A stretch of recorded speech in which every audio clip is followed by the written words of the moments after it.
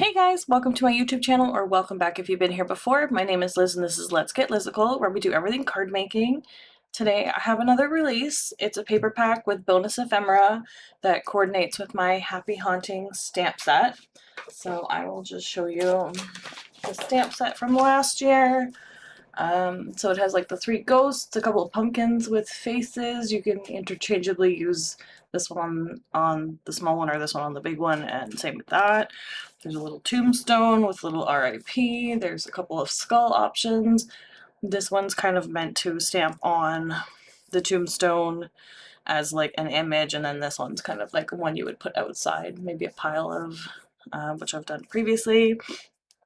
A couple of sentiments. You get Happy Haunting, Happy Halloween, Haunt You Later, and Boo Please because of this little guy. And then there's coordinating dies for it. And this is the physical set, but I also have a digital copy of it on my Etsy shop. And now we can look at the papers. So I did another like 6 print pack. This one I have printed on some new double-sided paper that I found. This is Epson's presentation matte paper, and you can print on both sides because it's like pamphlet paper. You can make little brochures and stuff out of them. This stuff prints beautifully. And I have the Epson Eco Tank printer, so if you have that and you can get this paper, it is a little pricey on Amazon. I don't know if there's other places that are cheaper. This is I think it's the 48-pound version. There's a 44-pound version that I might try. It's a bit cheaper. So we'll see how that goes. But I printed all 6 prints and I double-sided them, so there's only 3 sheets to see this time. But I did a background with all of the sentiments on it, and it was just like a repeat pattern. It's tonal, so you can use it as a background without it being too much, you know, out there. I also have a plain pumpkin with little leaves and dots background. And this is just, you know, kind of more of a neutral background if you just wanted to make some kind of like fall themed card, or just wanted like pumpkins in the background, and then you could do like a more spooky scene on top of it. So that's where I was going with that. And with this one I have the pumpkins, which is another tonal print. And there's just like different pumpkin faces, different sizes, little leaves. These 2 prints are actually technically exactly the same. I just took the faces off of these and did a color print. And then this is the pumpkin face version. So you can use these 2 together. Well, you can use any of these together, but these are exactly the same print. So if you wanted to do the background in this in like a little section in like this, you could lay it on top and it should be a seamless print. This one I think is slightly smaller than this one scale wise. It's similar but not exactly the same. But yeah, I really like this one. This one's really cute. It's all a lot of cute pumpkin faces. They're all like kind of like happy pumpkins. In a sense, they all have like little smiles on them. Some of them are a little bit more squiggly, ones are big. My new favorite one is this big one, which I'll show you in a minute because I did bonus ephemera to go with these. Okay, so that's that. I also did a skull checker, which is fun. Again, this would be like a nice background. It's a pretty bold print. So maybe either use sparingly, or you can use in a background, and if you want to tone it down you could add a layer of vellum over top of it just to tone it down a little bit, or you can print it, try printing it at a lower opacity on your computer, just to make it look a little bit more faded. There's different like printing techniques you could do through your printer settings themselves, so just play around with the prints however you like. This is the same Argyle pattern we had last month for the Christmas print, but I did it in the Halloween colors. So the color palette I used for this collection is the orange, like a charcoal or gray, white, and a black. And then I, again, use those colors throughout. And then we have this white line print. This the PDF and the JPEG are with the black background. If you use the transparent PNG, you get just the white outlines, and then you can add whatever color you want behind that in whatever program you lay out your prints in. If you have access to Microsoft Word, that's the easiest way to do it, or like Google Docs or anything like that.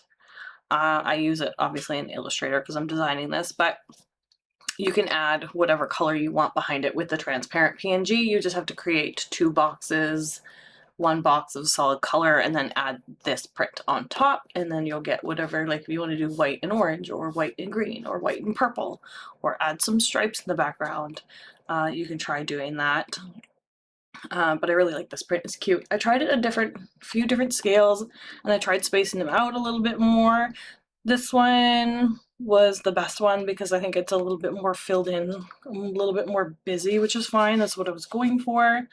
And then for today's card, we will be cutting this down into smaller strips anyway. So I like that it's on an angle so that I don't necessarily have like solid strips that I mean, you could cut out the scene if you want to turn it this way. You would just cut out all the way down either side, and then you would have a strip of that particular scene over and over again in a straight line. But I like doing things on an angle so that when you do cut panels out of them, you get a little bit here and there, and you don't have to worry about lining things up perfectly if you were cutting strips that you wanted like the pattern to be like that, right? Like it is cute like that, but I feel like it's a little bit easier to print and cut panels when they're like this, and then again, you don't have to worry about alignment too much.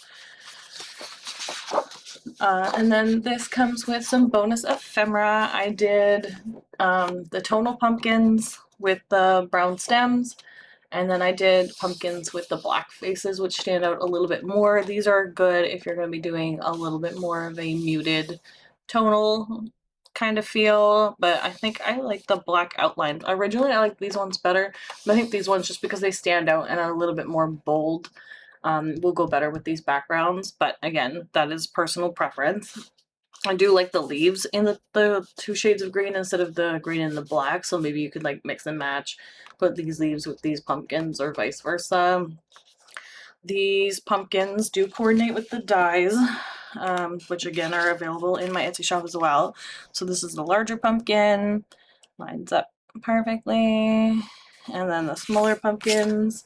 So again, you can resize these to whatever size you want, but the initial size is made so that it coordinates with the dies, just for easy cutting out. I don't have dies for the leaves, but you could always create a cut file for it. I didn't do it for this pack because it's easy enough to cut out by hand, I think, but if you want to create your own cut file for it, you should be able to do it in your workspace for whatever program you're using for cutting.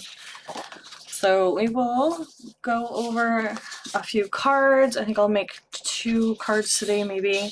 I want to definitely use this pattern paper in a background, and then I might do one maybe with these 2 prints. We'll see.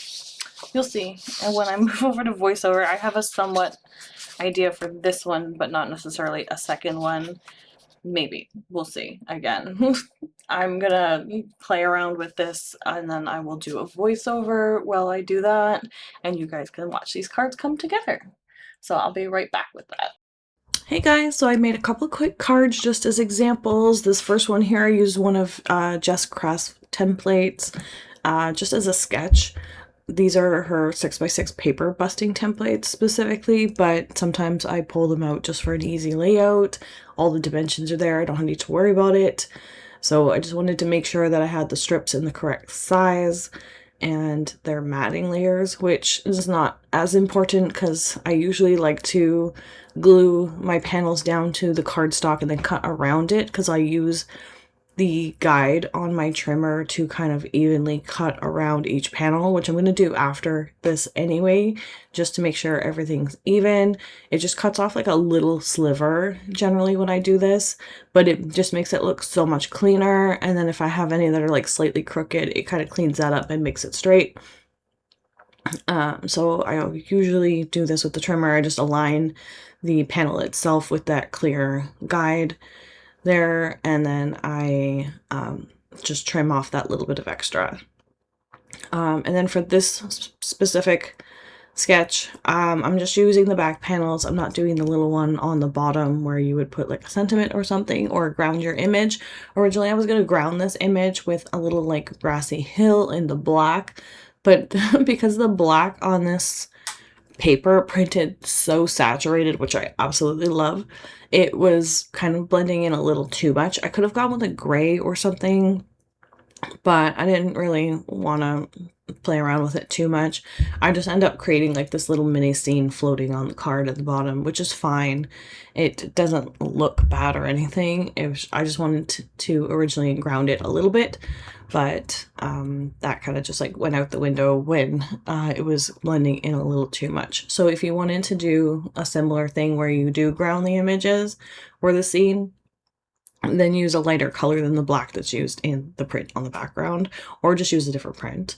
I like the black of the print because it kind of adds to that like night scene kind of feel, especially like with the white in the images in the background, because it almost makes it look like a starry sky, but not really, you know what I'm saying? Like it gives the feel without it being an actual starry background. And then for the sentiment here, I had a whole bunch of images left over from a card workshop that I did at my office last year. So I just kind of had different colored sentiments printed out. I did black, green, purple, and orange, I believe. So I used one of the orange ones I had left over. All of the images are pre-printed. I printed these out on some cardstock, and then I let everybody like color the images, and then they lay out their cards however they want.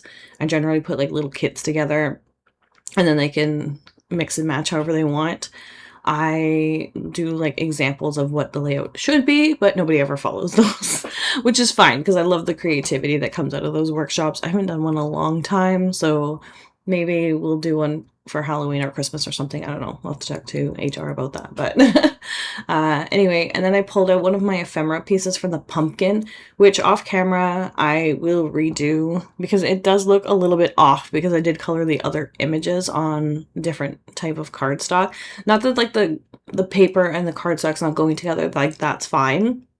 It's just the image was like so bold, and then I also kind of messed up on the highlights a bit. I do the highlights in the video, but I also go over them a little bit later sometimes because I find that if the paint in the pen is a little bit too watery, like if you don't shake it enough and like test it, it kind of like soaks up the color underneath, and then it changes those white highlights to a lighter shade of whatever color you've put it on top of.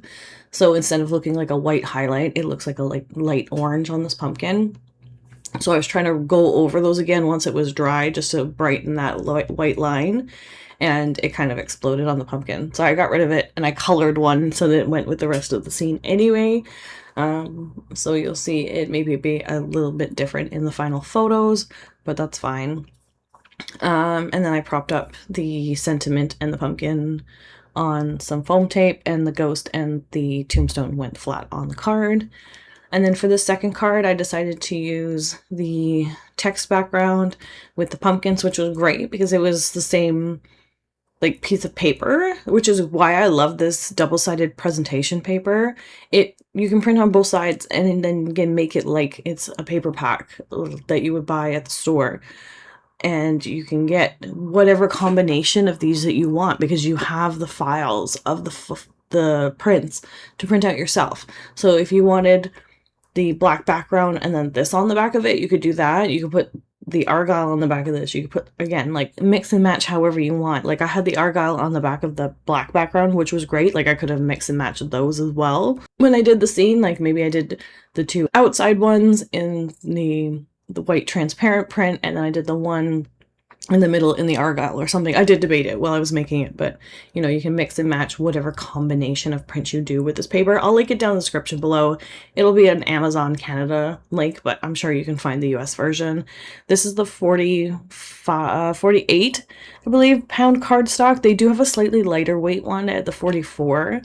So it's not quite as thick as a regular cardstock because it's a presentation paper for like brochures and stuff, but it is thick enough for me to use it for layering. So I like to use it. And then for the images, I just kind of popped up some of the ephemera pumpkins on here. This is just a quick and simple card. Everything is digitally printed on this card, so you don't need any extra tools other than like the dies if you want, or the or if you wanted to do any coloring, you could, but this card itself is just fully digitally printed, and just cut paste the images the way you want. I also kind of made a mistake, like I bumped the sentiment in the middle of doing this, so I liked the way that that looked, and I left the sentiment on an angle, and I think it just adds to the fun and whimsy of this card. But that's pretty much our cards for today, guys. If you like this video, please give it a thumbs up, comment down below, and let me know your thoughts. If you're not already subscribed to my channel, please subscribe because I'd love to have you here. Make sure you follow me over on Instagram and or Facebook for additional content here and there. I haven't done any in a couple weeks because I was going hard with it during July, so I will try to get back on that. But anyway, I hope you guys have a great weekend. Until next time, thanks guys. Bye.